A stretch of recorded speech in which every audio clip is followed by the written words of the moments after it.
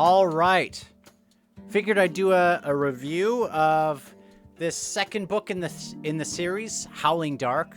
Now, this is going to be a non-spoiler because I want anyone who's thinking about the series to, I want people to be able to hear why they might find it interesting. And if you don't want to hear anything about it, really, I do recommend it so far.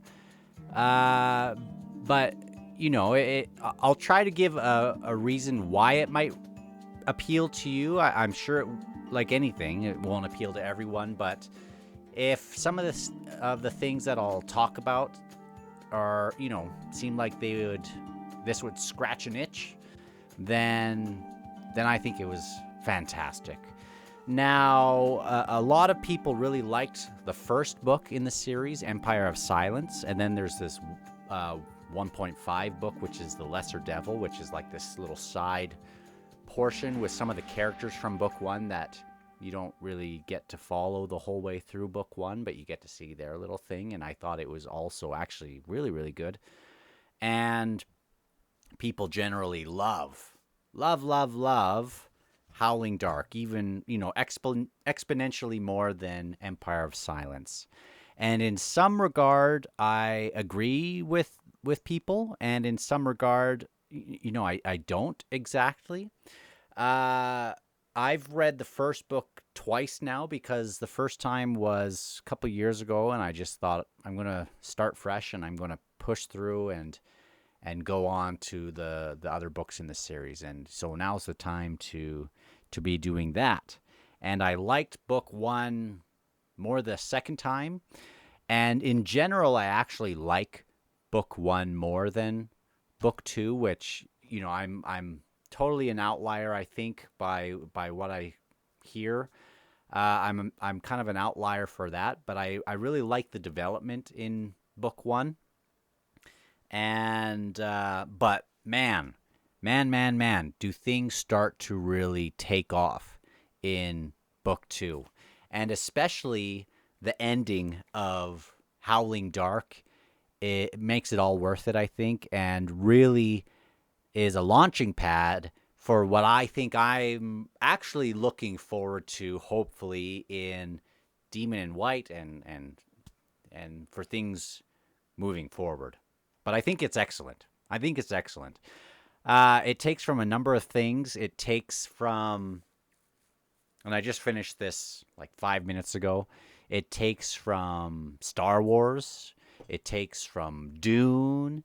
It takes from, it reminds me of Deep Space Nine, Star Trek Deep Space Nine, where they're on this frontier and there's this human sort of expansion, and there's Klingon and other things, but the big kind of threat is this Cardassian expansion, and they actually do have some similarities between the Cielcian and the Cardassians, which I thought was interesting. And something about this author is he does borrow from a lot of things.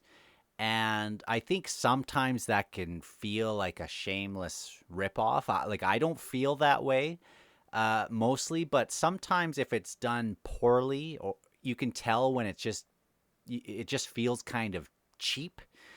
And this doesn't feel that way. If anything, he's wearing his influences on his sleeve, but you can tell that he knows his stuff, and he's very careful with the types of things that he's showing. And it's like he gives little winks and things, but it's not done in a way that's kind of cliche and silly and whatever. I think he's a really good writer.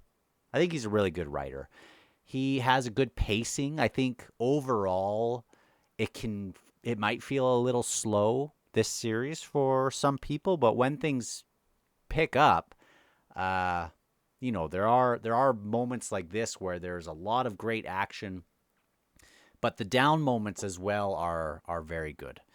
Now, the main character, Hadrian, he can be a little melodramatic.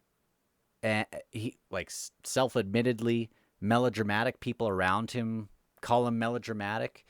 He's a scholar type. He really appreciates the ancient literary, the classics and things like that, and old orators and things like that. And you can tell that so does the author.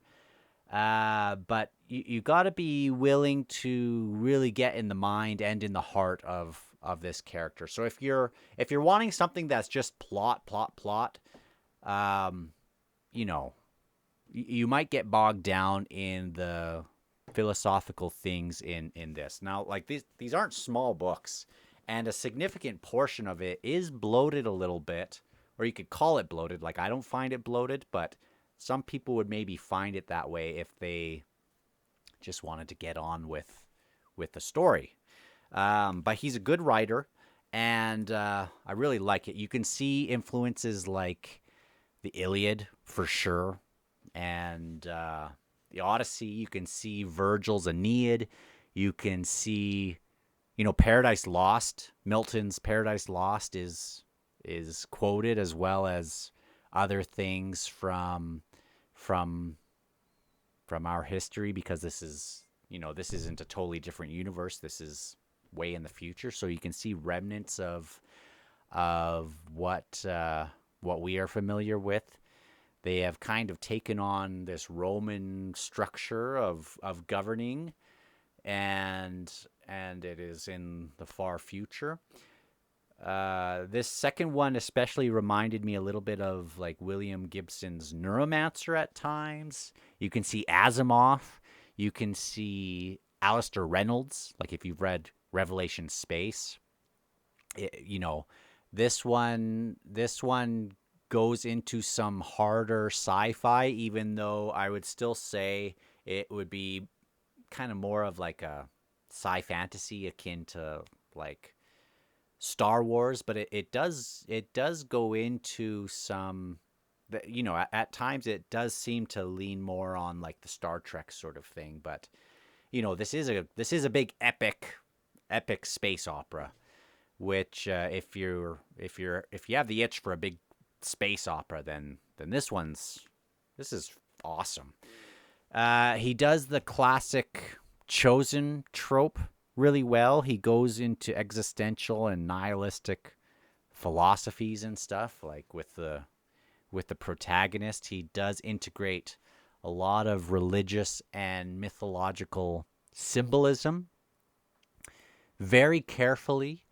I still think that Steven Erikson does some of this, or he scratches the itch for me in the way he tackles this introspective and symbolic and like I could just eat up all of Steven Erikson's words generally. I know a lot of people feel the same way about Christopher Ruocchio. I'm not quite there yet, even though he makes amazing analogies which come out of nowhere and are very, very well thought out. Like he's definitely a thinking man, right? This author, and he has like it's a very carefully written story where I think like it just feels very cleanly done, even though man, there's just a lot going on, and it really could go off the rails at any time. This second book especially explores things like death and life, and something that I think the author does really well, especially in this book, is there's this big war, or this tension for waiting. There's battles and things, but there is this overall tension for when things are really going to kind of pop off even more, even though there's planets being destroyed and things like that, which I guess is things are already popping off, but you always figure things could get worse. And the author does make some good cases. Reminds me of like Dostoevsky in some ways, where there's these different cases, even for cases that would be much more in the gray, the black area of morally gray. He makes the different cases for each kind of way forward in this, where you could use the hammer approach in this war, or the deeply diplomatic approach, or somewhere in the middle.